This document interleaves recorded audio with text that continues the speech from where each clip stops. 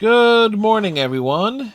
And well, full disclaimer here: this video is being recorded on October 28th, 2024. It's being recorded well before Halloween. That's because a couple days prior to the day of this recording, we wrapped up Costume Quest, a charming little RPG adventure. You play as one of two siblings, and you got to rescue you got to rescue your actual sibling when they get kidnapped by monsters. You do in the form of trick or treating with RPG take turn RPG battles that's on the scale of like kaiju battles in Godzilla, with costumes that have epic powers, and a game that has some charming artwork and some well written dialogue. Costume Quest is from the era of the Xbox 360, and in terms of total completion time, and I say completion because we did get every achievement both in the base game as well as the DLC, was about 10 hours, give or take. Maybe about 10 and a half, maybe about 9.5. It's in that rough ballpark range there. This is easily a one of the most charming little games I've played. It was perfect for filling in a gap of when I was looking for things to play that were kind of a bit on the small scale, having finished Dragon Age Origins earlier in the month of October.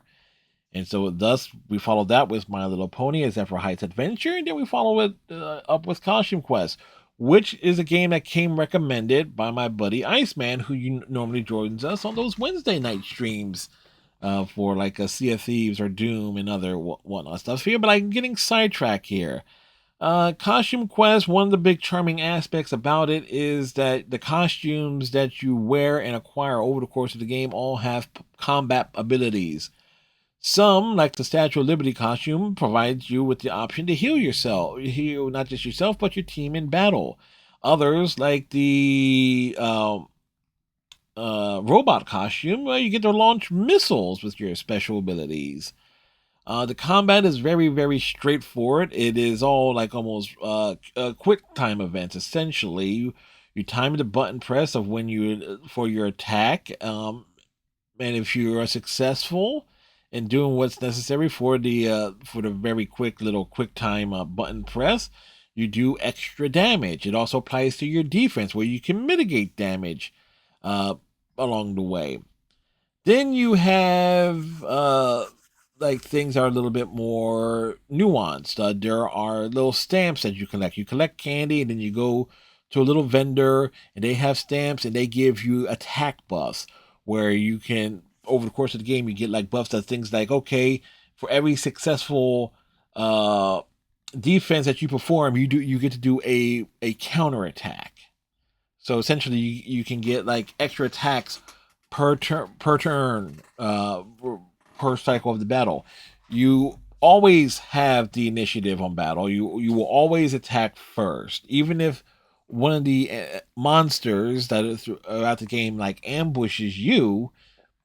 You get to attack first. But if you manage to sneak up on a monster and hit them, you get to deal a little extra damage to them before the battle. Right when the battle begins, you attack them from behind, so they're taking that little bit of damage there. Uh, the combat, as you can say, when it says like kaiju says Godzilla's esque battles, it's like, look at the size of them. They're in a parking lot, and these battles are like a huge on the grand scale. It's like it's it's just really, really cool. And I didn't get tired of the battles. There is a bit of repetitive. No, there is a lot of repetitiveness to the battles, but I didn't really get tired of it because there was just a again, it's charming because if you think about it, like the grand Halloween adventures that some of us may have grown up watching. For me, uh, the definitive Halloween like adventure in terms of things I may have seen as a kid will be Garfield's Halloween Adventure, where he and Odie dressed up as pirates, and they're going around the neighborhood. They're going to get candy, but they're running into actual monsters along the way, such as the emphasis they end up on an island where pirates buried a treasure, and that the ghost pirates are coming to get their treasure. So kind of like that same charming vibe here. Uh, that and again, charming is the right word, but in terms of it being a Halloween focus on its main game, it really works. And here's where the kicker is: the DLC takes place months after it. It clearly takes place at Christmas time, but the Halloween vibe still pertains there because you're going into another dimension because one of your friends in the game gets sucked into another dimension. Um, but yeah, easily safe to say this is easily a great little game, and again, perfect for the Halloween season. Of course, by the time you're seeing this video, again, we're like a week past Halloween, but what can I say? The big question is there replay value in this game? And that really comes down to if one wants to make it like a Halloween tradition to go back and play through it. Like you got some people who have like annual traditions of when they play games, like they always start up playing a Mass Effect game on like November 7th. Um, or they play Mass Effect is like the one game most people will save. Like, yeah, we're starting up a run on November 7th. You could say that this game has that same vibe, but once you get through it, unless somehow you miss an achievement along the way, but even then, there is no way you can, like getting all the costumes might be the hardest little thing to do because you got to do a little bit searching for them, and some are hidden places that are not so obvious. That would be like the one reason for a second replay, but even then, I got all the achievements on a single playthrough. So that's kind of like where the vibe is there. But again, if you're looking for something, a game that's like kind of small, if you're playing big, epic, massive games that's taking you 40, 50, 60, 80, 100 or plus hours to finish, Costume Quest is what you I'll essentially say is like will be like the perfect, like you say, like a palate cleanser. Like it's a game that you will put in like to give yourself a breather from something grand, large, and epic to something small and it's just like small and sweet, like literally like a piece of Halloween candy.